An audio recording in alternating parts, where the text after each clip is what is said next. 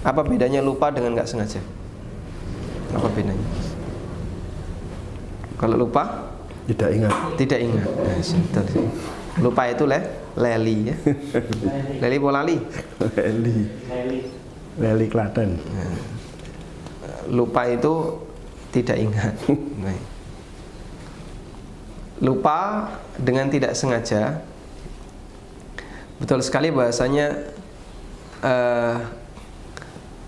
tidak sengaja itu dia sadar ketika melakukannya, tapi salah sasaran, itu tidak sengaja. Kalau lupa dia nggak sadar ketika melakukannya, meskipun bisa jadi tepat sasaran, sehingga tidak sengaja itu dia salah sasaran meskipun dia sadar. Kalau lupa dia tidak sadar. Baik, contoh lupa dengan tidak sengaja. Ada orang melempar ya. Orang ini melempar. Ketika dia melempar, ingat nggak dia? Ingat betul, bahkan sengaja. Cuman salah sasaran.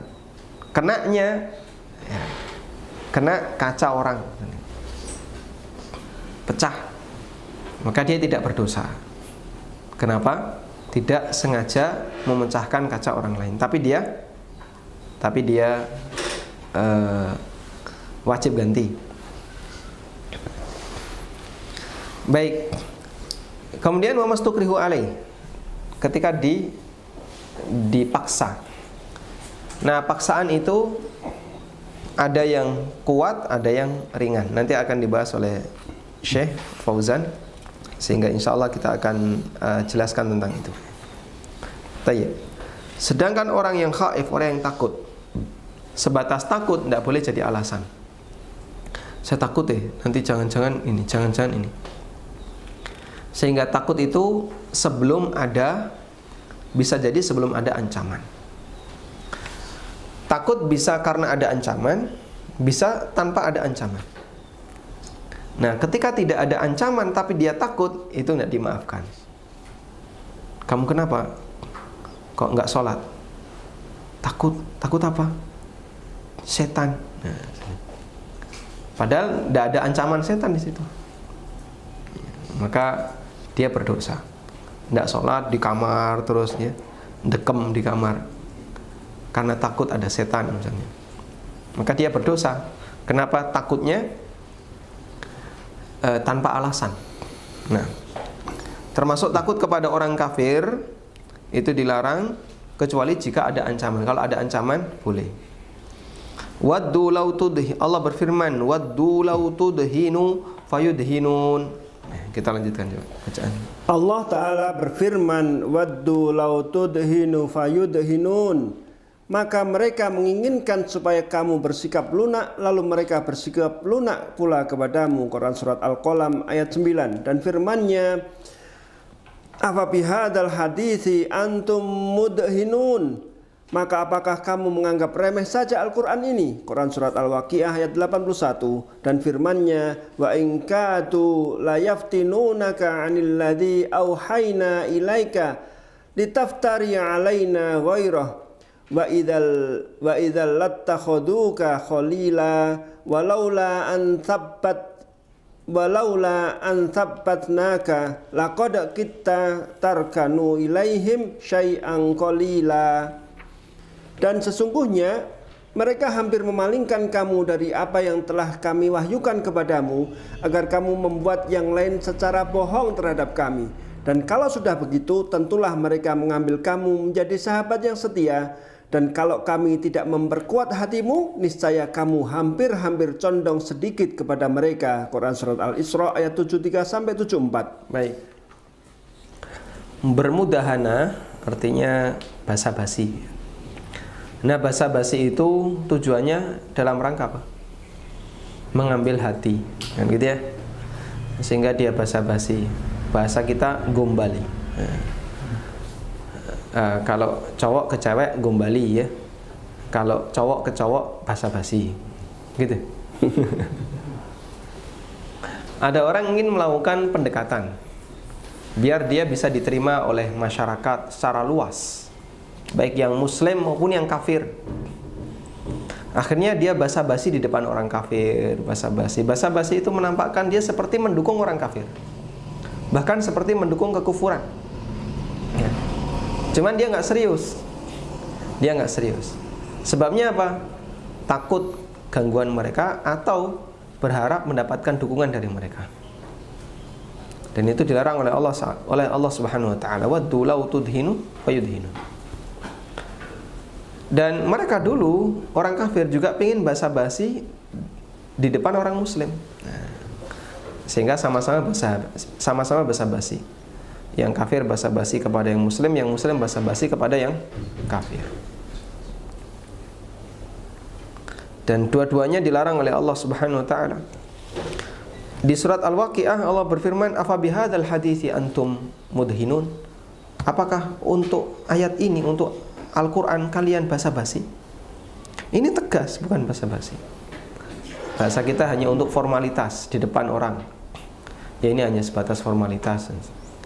Ini bukan masalah formalitas, ini sungguhan. Ini sungguhan. Allah Ta'ala juga berfirman, wa in kadu layaftinunaka 'anil ladzi auhayna ilaika litaftari 'alaina ghairah wa idzal lattakhadhuka khalila. Dan sesungguhnya mereka hampir memalingkanmu dari apa yang kami wahyukan kepadamu. Ya. Coba, mereka hampir memalingkanmu Nabi Muhammad SAW dari apa yang aku wahyukan kepadamu, sehingga Nabi SAW hampir saja nggak ngobris Quran gara-gara apa? Pengaruh dari orang kafir.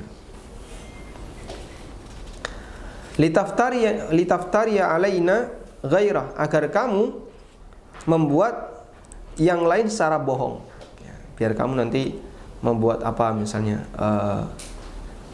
menyampaikan satu syariat padahal itu tidak pernah diwahyukan oleh Allah. Agar kamu mengatakan seperti ini padahal Allah tidak pernah memerintahkan kayak gitu. Wa idzal lattakhadhuka khalila, dan kalau kamu melakukan seperti itu, maka mereka akan menjadikan kamu sebagai khalil. Nah, kamu jadi punya pendukung toh dari orang kafir. Kenapa? Karena kamu basa-basi di depan orang kafir. Walaula an tsabbatnaka, andaikan bukan aku menguatkan kamu, laqad kitta tarkanu ilaihim syai'an qalila. Hampir saja kamu pro kepada mereka, berpihak kepada mereka, meskipun hampir saja kamu sedikit berpihak kepada mereka. Ini tentang Nabi SAW, yang itu menunjukkan bahwasanya pengaruh interaksi dengan non-muslim, debat dengan non-muslim, kemudian diskusi dengan non-muslim, kadang bisa memberikan efek seperti ini. Dan Rasulullah SAW sepanjang hayat beliau seperti itu. Tiap hari, karena beliau berdakwah, mendakwai orang-orang yang belum masuk Islam, sehingga kadang debat, kadang ngasih penjelasan dibantah, lalu beliau ngasih penjelasan tambahan. Tiap hari seperti itu, dan itu memberikan pengaruh bagi batin. Ya, kadang ajakan untuk basa-basi, kadang muncul keinginan untuk pro kepada mereka. Itu perjuangan batin yang dilakukan oleh Rasulullah SAW. Maka jangan dikira bahwasanya perjuangan Nabi SAW hanya perjuangan lahir. Beliau juga merasakan perjuangan batin. Gimana? Pusing, bingung, sedih. Bahkan sampai beliau dikatakan oleh Allah, fala'allaka bakhi'un nafsaka ala atharihim illam yu'minu bihadzal hadithi asafa. Bakhi'un nafsak, ya, itu artinya bunuh diri. Mungkin kamu mau bunuh diri disebabkan kamu melihat ala atharihim illam yu'minu bihadzal hadits, karena kejahatan mereka, kenakalan mereka. Kalau anak-anak kali, kalau manusia, kalau yang dewasa apa? Karena bangkangnya mereka, lam yu'minu bihadzal hadits, tidak mau mengimani Al-Qur'an ini. Yang disebutkan dalam riwayat Nabi SAW itu di atas bukit beliau teriak-teriak. Kenapa orang ini diajak untuk baik tidak mau? Kurang apa ajaran syariat ini? Sehingga beliau sempat terbebani dengan itu. Dan Allah Subhanahu wa taala singgung itu dalam Al-Qur'an. Allah juga berfirman, "Wadha'ikum bihi sadruka." Apa ayatnya?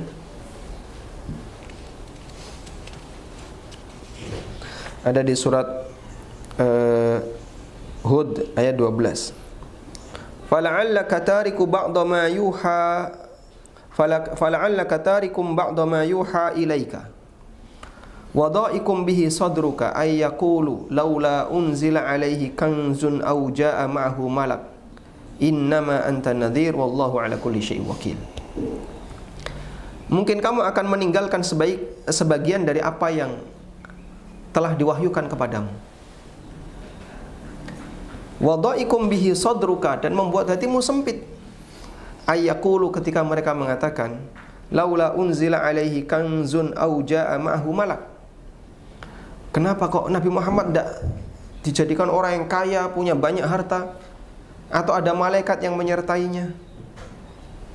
Jadi komentar miring yang disampaikan oleh orang-orang kafir didengar oleh Nabi SAW itu membuat beliau sempit hatinya. Bahasa kita sakit hati. Makanya ketika seorang ustadz menyampaikan sesuatu, terus di komen Facebook ada yang komen miring, ya, ustadznya nggak hafal Quran. Ada komen lagi apa misalnya, ustadznya nerjemah nggak baca terjemah Depak. Atau apalagi misalnya dia komen, ustadznya pelit ilmu, tanya nggak dijawab-jawab, apalagi, dan seterusnya. Terus ngefek bagi ustadz itu hal yang lumrah. Nanti sampai rumah bingung. Terus kadang baper, ustadznya baper. Itu satu hal yang lumrah, mungkin saja terjadi. Jangankan kita manusia biasa, ya. Nabi SAW yang mentalnya sudah sedemikian rupa, Allah Subhanahu wa taala ceritakan ketika beliau mendengar komentar-komentar miring dari orang kafir, beliau itu kena pengaruh. Bahkan kata Allah, mungkin kamu akan meninggalkan sebagian yang diwahyukan kepadamu. Karena ini berat kalau mau saya sampaikan. Ini nanti konsekuensinya kayak gini. Tapi itu kewajiban. Ya.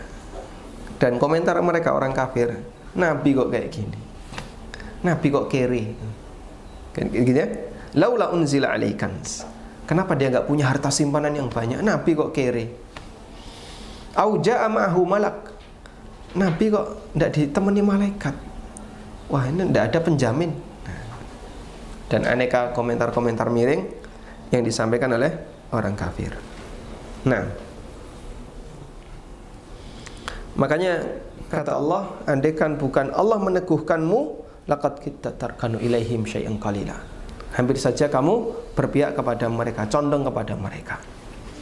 Selanjutnya, mudahanah tidak diperbolehkan dalam agama Allah meski apabila seseorang itu dalam kondisi takut, tetapi wajib baginya untuk tetap berpegang teguh dengan agamanya dalam kondisi takut bila belum mencapai pada tingkat dipaksa.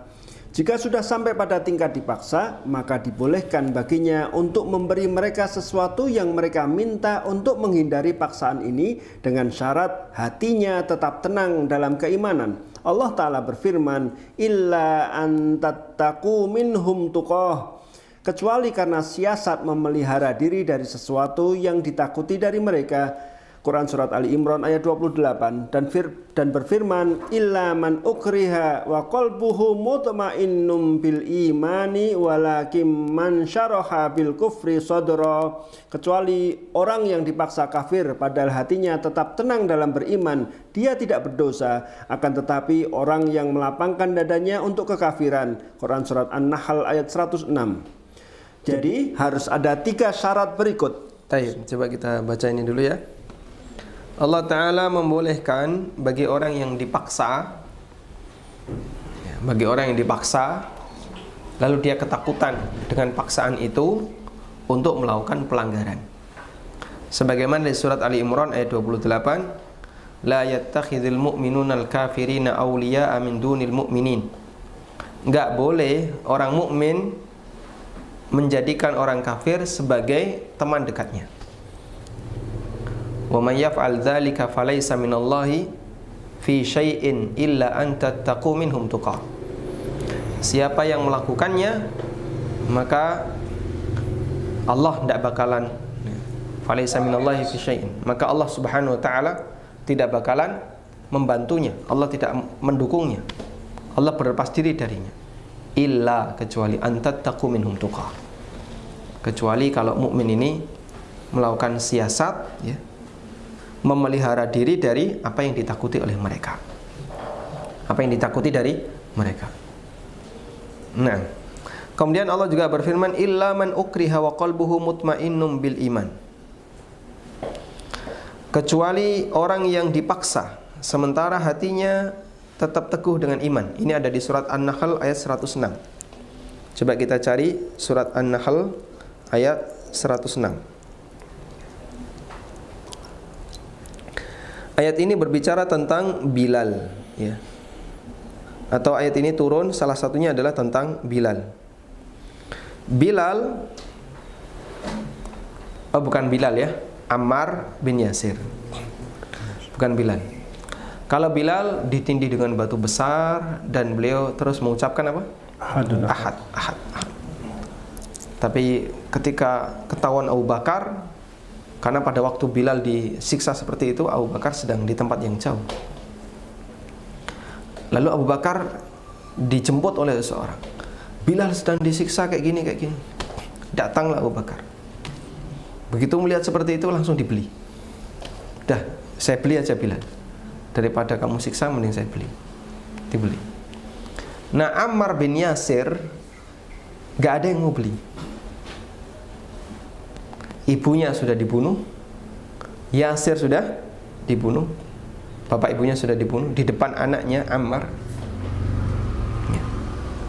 Sementara gak ada yang mau beli Ammar, sehingga gak ada harapan untuk bisa selamat dari siksaan itu.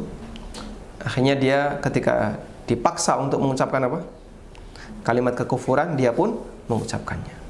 Sahabat kemudian lari kepada Nabi sallallahu alaihi wasallam ketika melihat peristiwa itu.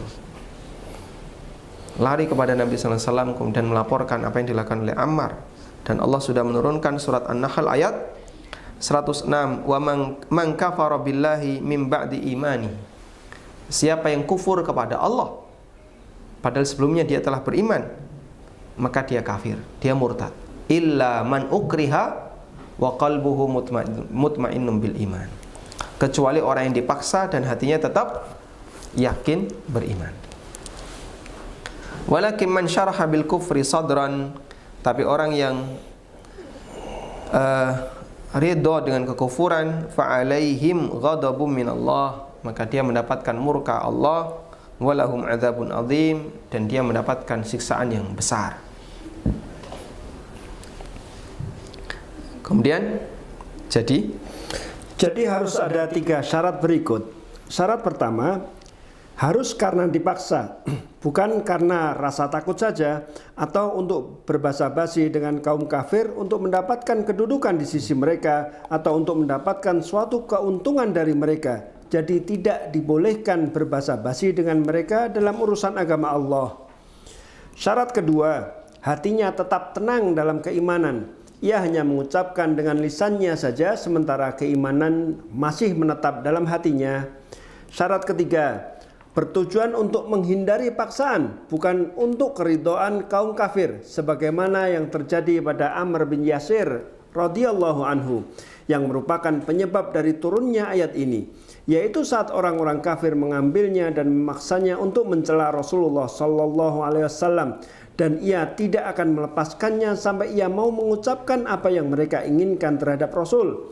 Kemudian ia datang kepada Rasul sallallahu alaihi wasallam dalam kondisi menyesal. Maka Rasul sallallahu alaihi wasallam bertanya kepadanya, "Bagaimana engkau dapati hatimu?" Ia menjawab, "Saya dapati masih tenang dalam keimanan." Maka Rasulullah sallallahu alaihi wasallam bersabda kepadanya, "Jika mereka mengulang kembali paksaan mereka, maka ulangi juga keinginan mereka." Maka Allah menurunkan ayat ini, "Illa man ukriha wa qalbuhu mutmainnun bil iman walakin man syaraha bil kufri sadran fa alaihim ghadabun minallahi wa lahum adzabun adzim. Dzalika bi annahum mustahabbul hayatad dunya 'alal akhirati wa annallaha la yahdil qaumal kafirin." Barang siapa yang kafir kepada Allah sesudah dia beriman, dia mendapat kemurkaan Allah, kecuali orang yang dipaksa kafir padahal hatinya tetap tenang dalam beriman, dia tidak berdosa. Akan tetapi orang yang melapangkan dadanya untuk kekafiran, maka kemurkaan Allah menimpanya dan baginya azab yang besar. Yang demikian itu disebabkan karena sesungguhnya mereka mencintai kehidupan di dunia lebih dari akhirat, dan bahwasanya Allah tidak memberi petunjuk kepada kaum yang kafir. Quran surat An-Nahl ayat 106 sampai 107. Nah, cukup jelas apa yang disampaikan oleh Syekh Fauzan, bahwa peristiwa Ammar bin Yasir adalah latar belakang atau sababun nuzul dari turunnya surat An-Nahl ayat 106, 107 yang berbicara tentang orang yang dipaksa untuk melakukan kekufuran. Selanjutnya, barang siapa mengalah dalam urusan agamanya demi mencapai tujuan duniawi atau untuk mencapai ridho kaum kafir atau untuk berbasa-basi dengan mereka, maka ia telah melakukan mudahanah dalam agama Allah Azza wa Jalla. Berbeda dengan taqiyah atau siasat yang seseorang melakukannya dengan terpaksa untuk mencegah paksaan, akan tetapi bersabar terhadap gangguan dan tidak mengambil keringanan ini, sebagaimana yang dilakukan oleh Imam Ahmad rahimahullah dalam perdebatan mengenai Al-Quran itu makhluk atau bukan, lebih utama daripada mengambil keringanan ini. baik, keringanan itu ada di surat Ali Imran tadi ya. Ada di surat Ali Imran ayat 28, illa an tattaqu minhum tuqah, kecuali dalam rangka mengambil siasat untuk menghindari ancaman buruk dari orang kafir. Namun kata beliau, andaikan tidak mengambil keringanan ini, itu lebih afdal. Jadi yang dimaksud di situ adalah mengucapkan kalimat yang tujuannya untuk menyembunyikan identitas, tapi dipahami oleh lawan bicara, dia nampaknya sudah pro dengan kita. Dan itu disebut apa? Taqiyah. Sebagaimana yang dilakukan oleh Ibrahim alaihissalam. Pada waktu Ibrahim ditangkap oleh masyarakat kampung, ya, kemudian dia pun diadili. A'anta fa'alta hadza bi'alihatina ya Ibrahim. Apakah kamu pelakunya yang menghancurkan Tuhan-Tuhan kami ini wahai Ibrahim? Apa jawab Ibrahim? Bal fa'alahu kabiruhum hadza fas'aluhu in kanu yantiqun. Pelakunya adalah yang gede ini. Coba tanya kalau dia bisa jawab. Loh, pelakunya kan Ibrahim ya. Kenapa ketika Ibrahim ditanya, apakah kamu yang melakukan ini? Ibrahim tidak mengatakan iya. Tapi yang dikatakan Ibrahim apa? Pelakunya yang beralih yang gede ini. Coba tanya kalau dia bisa bicara.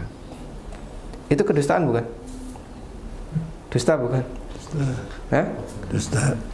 Sebagian ulama mengatakan kalimat ini ambigu. Kalimat ini ambigu. Kalau kita bacanya, pelakunya adalah yang besar ini, titik.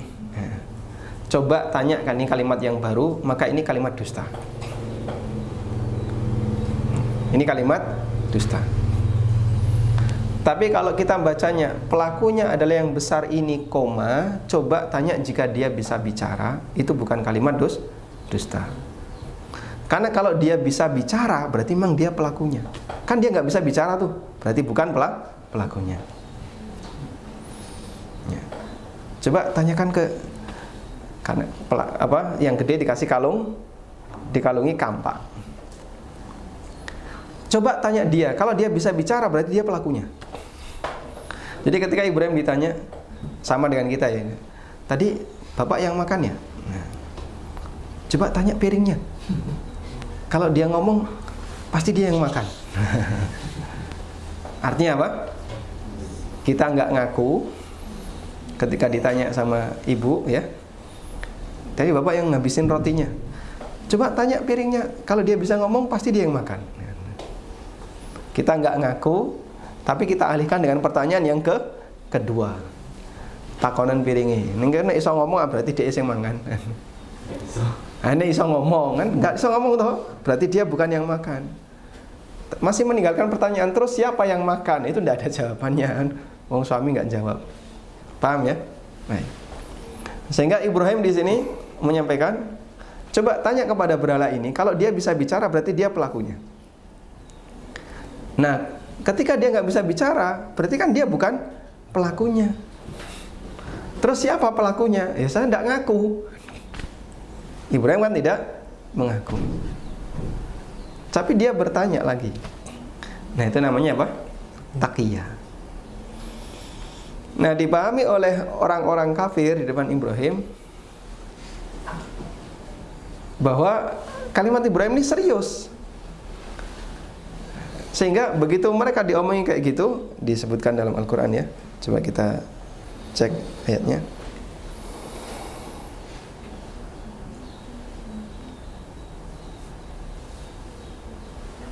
Ada di surat Al-Anbiya ya.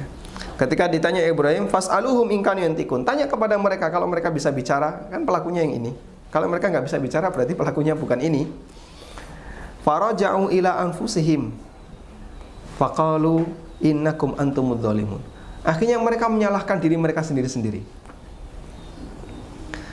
Oh iya ya, kayaknya ini kok disembah, gitu ya. Akhirnya mereka menyalahkan diri mereka sendiri. Oh iya, ora iso ngomong kok ini kok disembah. Tapi karena mereka tetap marah kepada Ibrahim, tsumma nuqisu ala ru'usihim, kemudian mereka pun menunduk malu. Laqad alimta ma haula yantikun. Lalu mereka mengatakan, kau kan sudah tahu mereka itu tidak bisa bicara. Qala, kemudian disitulah Ibrahim punya celah. Qala afata'buduna min dunillah. Ibrahim mengatakan, apakah kalian sembah makhluk-makhluk kayak gini mau diajak omongnya ra iso? Afata'buduna min dunillah, apakah kalian menyembah selain Allah ma la yanfa'ukum wala syai'an wala yadurrukum? Yang dia nggak bisa ngapa-ngapain, diajak omong ra iso. Nah, itu nempeleng mereka dari sisi yang berbeda. Ini cara debatnya Ibrahim. Nah, pelajaran kita dari bagaimana gaya Ibrahim ketika ditanya, beliau ngeles gitu ya, dengan balik tanya. Makanya ketika ditanya, tadi dari mana? Bapak tadi dari mana kok suara mulai-mulai? Lah, aku mau tekan dia.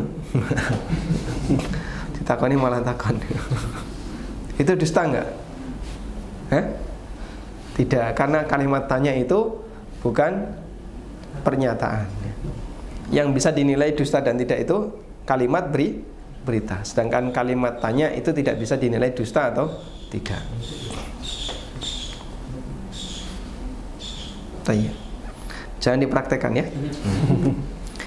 Nah, Imam Ahmad bin Hanbal rahimahullah bersama para ulama yang lain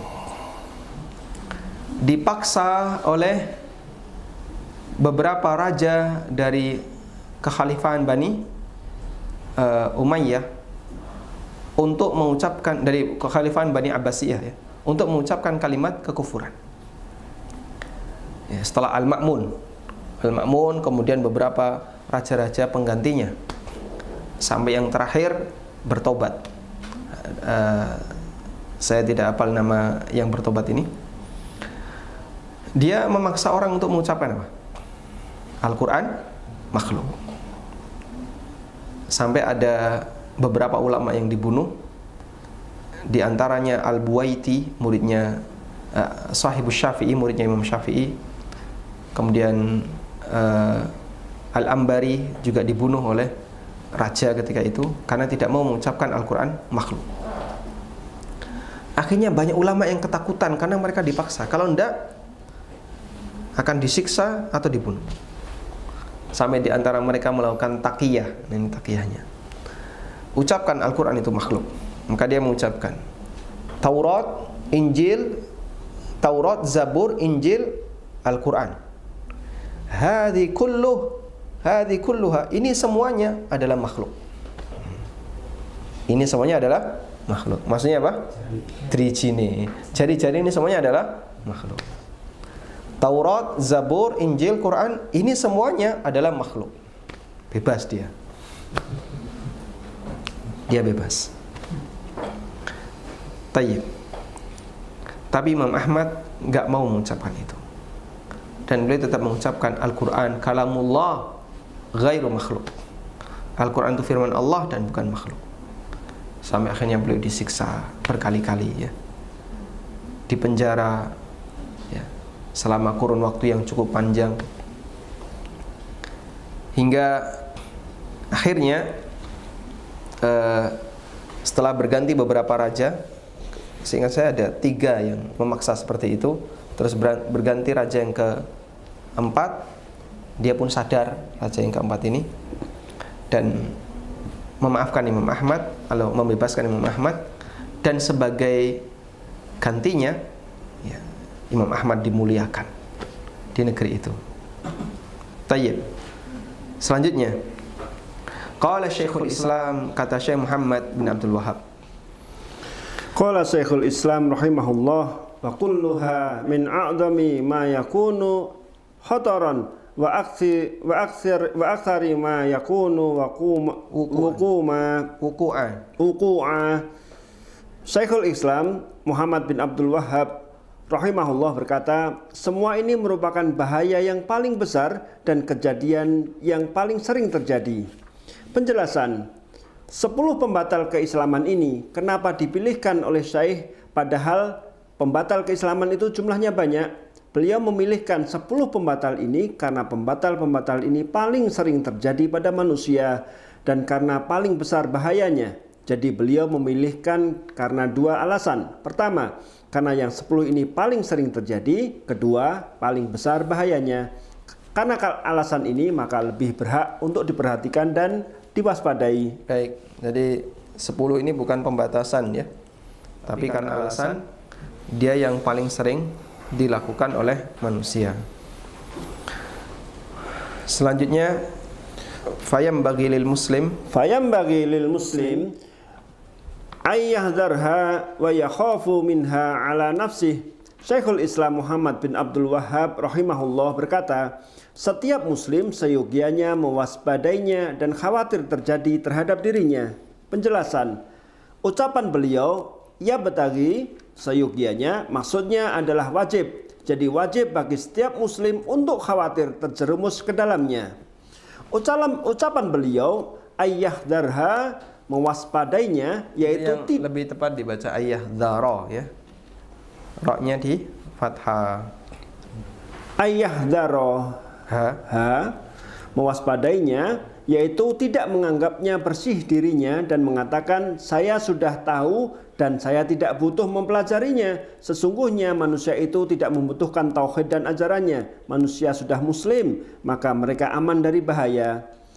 Selama manusia itu masih hidup, ia tidak akan lepas dari cobaan. Ibrahim alaihissalam yang telah menghancurkan berhala-berhala dengan tangannya dan dilemparkan ke dalam api karena perbuatannya itu, berkata dalam doanya kepada Rabb-nya, wajnubni wa baniya an na'budal asnam Rabbi innahunna adlalna katsiran minan nas.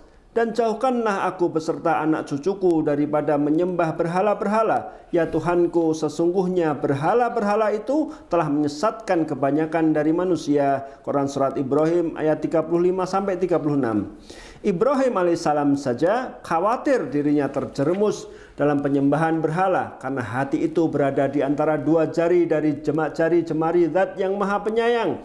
Dan karena manusia itu bisa saja terpeleset dan tersesat setelah mendapatkan petunjuk, maka seorang manusia tidak aman dari kesesatan. Berapa banyak orang alim yang menjadi sesat dan berapa banyak orang bertakwa yang berbuat dosa. Selama seorang muslim masih hidup, maka dirinya tidak akan aman dari cobaan, apalagi dalam kondisi fitnah yang merajalela. Rabbi innahunna adlalna katsiran minan nas. Ya Tuhanku, sesungguhnya berhala-berhala itu telah menyesatkan kebanyakan dari manusia. Quran surat Ibrahim ayat 36. Ucapan beliau, wa yakhafu minha ala nafsih, khawatir jika terjadi terhadap dirinya, maksudnya harus merasa takut dan tidak merasa aman akan terjadi pada dirinya. Baik, cukup jelas apa yang disampaikan oleh penulis, bahwa ketika orang itu sudah tahu kalau ini adalah sesuatu yang berbahaya, selayaknya dia waspada dan merasa takut jangan sampai menimpa dirinya. Dan bentuk merasa takut jangan sampai tertimpa dengan perbuatan kesyirikan dibuktikan dengan, pertama, dia banyak memohon kepada Allah perlindungan dari kesyirikan. Kita jarang melakukan itu ya. Doa kita isinya apa? Minta kelancaran rezeki, minta kelancaran jodoh, minta kelancaran apalagi bayar utang, minta kelancaran, pokoknya semua yang serba lancar ya. Itu doa seputar yang sering kita baca, hanya seputar masalah dunia. Sementara memohon kepada Allah perlindungan dari kesyirikan, perlindungan dari kemaksiatan jarang terucap dalam lisan kita. Ibrahim alaihissalam mengucapkan kalimat itu, Rabbi wajnubni wa baniya an na'budal asnam Rabbi innahunna adlalna katsiran minan nas. Jauhkanlah diriku dan keturunanku dari menyembah berhala, karena berhala telah banyak menyesatkan manusia. Ketika Ibrahim, ada seorang ulama yang membaca ayat ini. Ulama ini kemudian mengatakan, wa may ya'manul bala ba'da Khalilir Rahman. Gak layak ada orang yang merasa aman tertimpa kesyirikan setelah dia membaca doanya Ibrahim seperti ini. Karena kalau dia membaca doanya Ibrahim seperti ini menunjukkan Ibrahim adalah orang yang sangat takut tertimpa kesyirikan, sehingga manusia biasa seharusnya lebih takut lagi. Yang kedua adalah dengan mengenal bahaya kesyirikan. Di samping berdoa, memohon perlindungan kepada Allah dari kesyirikan, yang kedua adalah berusaha apa? Mengenal apa itu kesyirikan, bahaya kesyirikan, sebab-sebab terjadinya kesyirikan. Yang ketiga, dia bergabung dengan komunitas orang-orang ahli tauhid. Karena dia takut kalau dia kumpul dengan orang-orang yang terlalu sering dengan kesyirikan, dia khawatir nanti terpengaruh dengan orang musyrik. Kemudian di bagian akhir Syekhul Islam mengatakan, na'udzubillahi min mujibati ghadabihi wa alimi iqabi.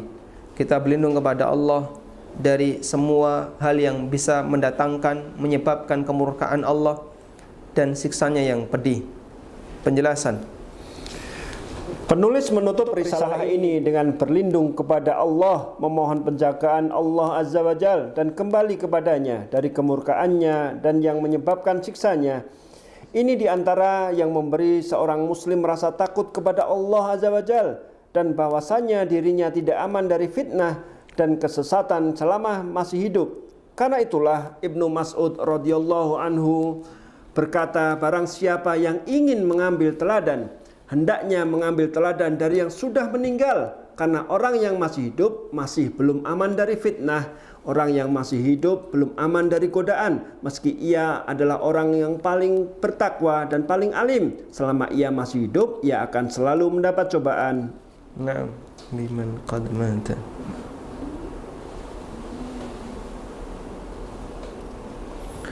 Ibnu Mas'ud mengatakan, man arada ay yastanna falyastanna biman qad mata idil ahya'u fa innal hayya la tu'manu alaihi fitnah. ulaika ashabu Muhammadin sallallahu alaihi wasallam kanu afdala hadhil ummah abarraha quluban wa a'maqaha ilman wa aqallaha takallufan.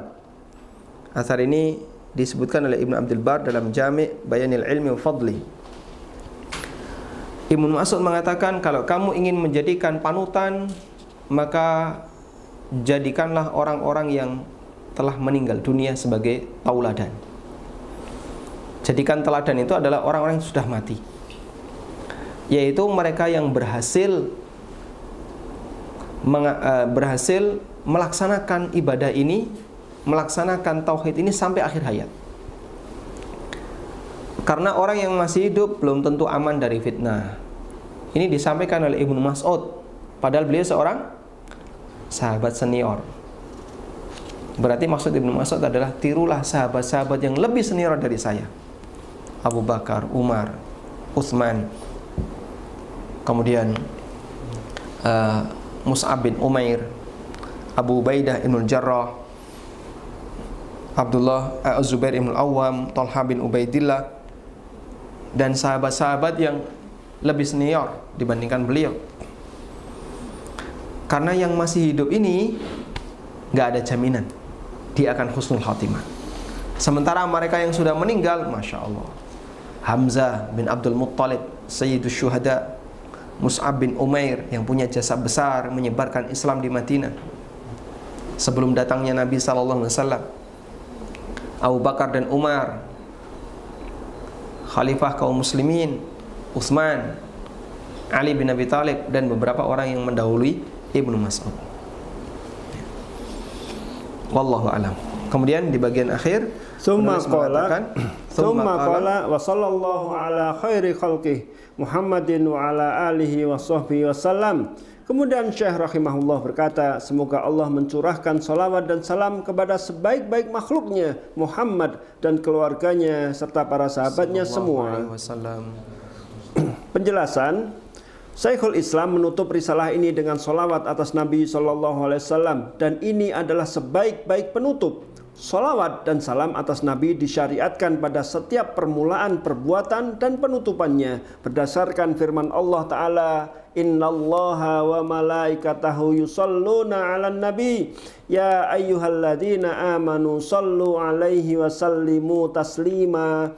Sesungguhnya Allah dan malaikat-malaikatnya bersolawat untuk Nabi. Hai orang-orang yang beriman, bersolawatlah kamu untuk Nabi dan ucapkanlah salam penghormatan kepadanya. Quran Surat Al-Ahzab ayat 56. Baik, dan para ulama menganjurkan ini berdasarkan satu hadis, ma min qaumin yakumuna min majlisin walam yusalla alayya, atau kama qala sallallahu alaihi wasallam, jika ada sekelompok kaum yang dia meninggalkan sebuah majlis namun di situ enggak ada salawat untuk Nabi sallallahu alaihi wasallam, fa huwa alaihi tiratun, maka itu menjadi penyesalan baginya di hari kiamat. Makanya setiap kita kumpul-kumpul, di samping kita membaca doa kafaratul majlis yang itu sering kita lupakan, ya, kita juga membaca wassallallahu ala nabiyina Muhammadin wa ala alihi wa sahbihi wasallam. Dan penulis rahimahullah mengakhiri karya beliau dengan membaca salawat wassallallahu ala nabiyina Muhammadin wa ala alihi wa sahbihi wasallam,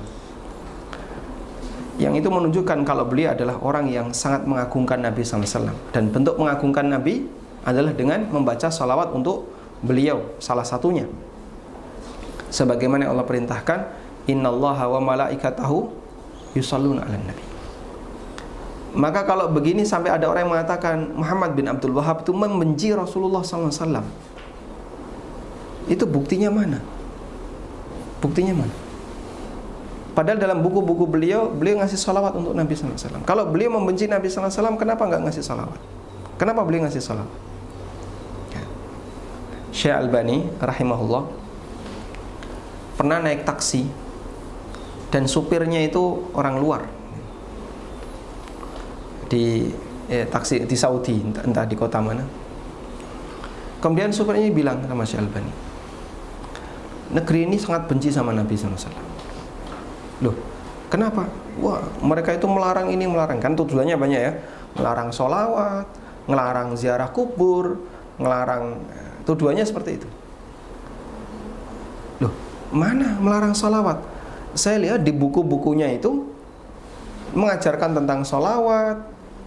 Kemudian muqaddimah buku juga innal hamdalillah ada sholawatnya. Padahal itu di buku-buku yang menjadi kurikulum yang ada di Saudi. Lalu jawab si supir, oh itu cuman ingin mengelabui masyarakat. Ingin mengelabui masyarakat. Ya sudah, ini diskusi yang nggak sehat orang kayak gini ya. Diskusi yang nggak sehat ketika dia hanya bisa main menuduh. Tapi mereka yang dituduh bari'un minhu, terlepas, dia sama sekali bersih dari tuduhan itu. Maka yang seperti ini Allah Subhanahu wa taala akan jadikan sebagai tambahan pahala. Karena itulah Syekh Muhammad bin Abdul Wahhab yang beliau punya buku Sirah Nabi SAW. Coba tanyakan kepada mereka yang menuduh, kamu sudah nulis buku sirah berapa? Sudah baca belum? Belum. Baca aja belum, apalagi nulis. Ini Syekh Muhammad punya buku sirah Nabi sallallahu alaihi wasallam. Ya, meskipun buku sirah beliau tidak lebih dikenal dibandingkan buku sirah yang lain. Wallahu alam. Mungkin demikian yang bisa kita sampaikan. Ada tanya jawab? Baik, kita coba bacakan tanya jawab. Jazakallahu khairan Ustaz atas kajian di pagi hari ini. Ada beberapa pertanyaan. Yang pertama, suami teman qadarullah meninggal di Qatar dalam keadaan berhutang di bank dan hutangnya dinyatakan lunas oleh bank karena ditanggung asuransi. Sekarang istrinya baru tahu kalau itu haram. Beliau ingin membayar tapi tidak tahu bagaimana karena sekarang berada di Indonesia dan tidak tahu jumlah sisa hutangnya sebelum meninggal. Bagaimana yang demikian, Ustaz? Wallahu alam, ini sudah pernah kita bahas saat kajian pengantar fikih jual beli. Ya, mungkin nanti bisa dicari videonya dan bisa dibantu oleh kru untuk mencarikan videonya biar bisa kita potong.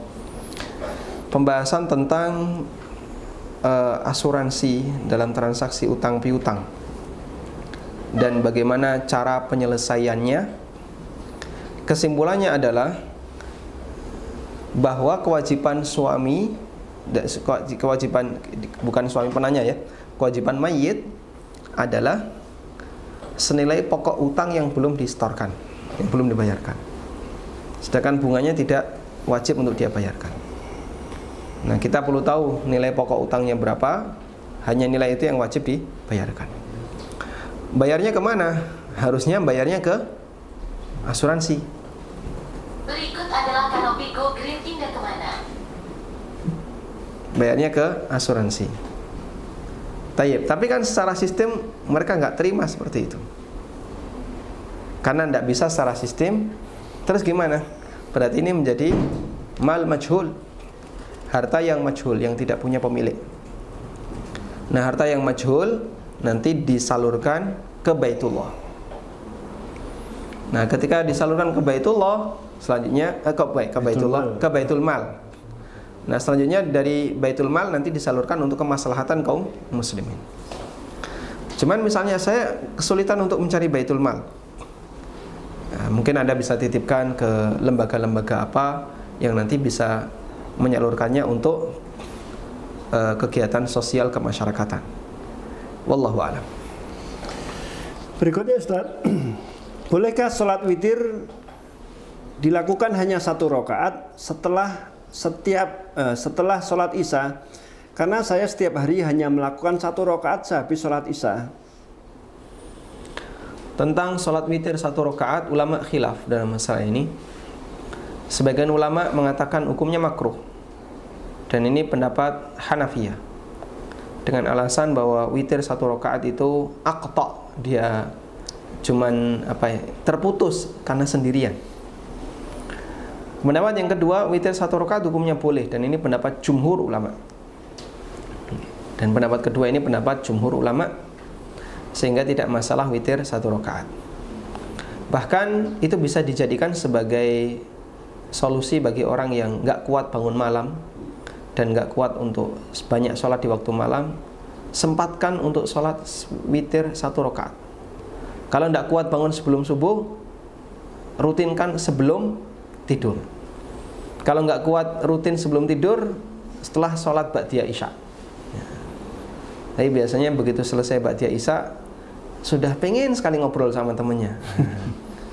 Akhirnya nggak witir. Jangankan ya gitu. Selesai sholat isya saja sudah wis dikira kita ngerampung, pengen segera ngobrol dengan temennya. Ya, langsung buka WA. Masya Allah, ada banyak chat yang belum dibuka. Baik, sehingga rutinkan yang seperti ini, insya Allah satu rutinitas yang bagus. Wallahu a'lam. Yang terakhir Ustaz, bolehkah kita membaca syahadat di setiap selesai sholat fardu agar terhindar dari dosa pembatal keislaman, baik disengaja maupun tidak disengaja? Yang lebih tepat bukan mengulang-ulang syahadat setiap selesai sholat, karena kita ketika sholat juga sudah membaca syahadat. Selesai sholat fardu kita membaca zikir seperti yang diajarkan Nabi SAW. Astaghfirullah, astaghfirullah, astaghfirullah. Allahumma antas salam wa minkas salam. Tabarakta ya dzal jalali wal ikram. Kemudian lanjut dengan zikir-zikir yang lain. Dan sepengetahuan kami nggak ada kalimat syahadat di situ. Nggak ada kalimat asyhadu alla ilaha illallah. Asyhadu alla ilaha illallah atau kalimat syahadat adanya di tasyahud. Kemudian kalau kita ingin tobat dari semua perbuatan dosa kesyirikan, Anda sampaikan dengan doa. Seperti doa minta ampun secara mutlak. Rabbana ighfir lana dzunubana. Ya Allah, ampunilah seluruh dosa-dosa kami. Rabbi ighfirli wali walidayya. Ya Allah, ampunilah aku dan kedua orang tuaku. Atau doa permohonan ampunan yang lainnya yang sifatnya mutlak, yang itu mencakup untuk semua perbuatan dosa dan maksiat. Dan Anda praktekkan doa seperti yang disebutkan dalam hadis riwayat Imam Ahmad. Allahumma inni a'udzubika min an usyrika bika syai'an a'lam wa astaghfiruka lima la a'lam. Ya Allah, aku berlindung kepadamu jangan sampai melakukan perbuatan kesyirikan yang aku ketahui, dan aku mohon ampun kepadamu untuk perbuatan kesyirikan yang tidak aku ketahui. Ada di Hisnul Muslim doa ini ya. Kumpulan doa dan zikir karya Dr. Sa'ad bin Wahab Al-Qahtani rahimahullah yang sudah banyak diterjemahkan ke dalam bahasa Indonesia. Wallahu a'lam, semoga menjadi kajian yang bermanfaat. Wassallallahu ala nabiyyina Muhammadin wa ala alihi wa sahbihi wasallam. Wa akhiru da'wana alhamdulillahi rabbil alamin. Subhanakallahumma wa bihamdika asyhadu an la ilaha illa anta astaghfiruka wa atubu ilaik. Assalamualaikum warahmatullahi wabarakatuh.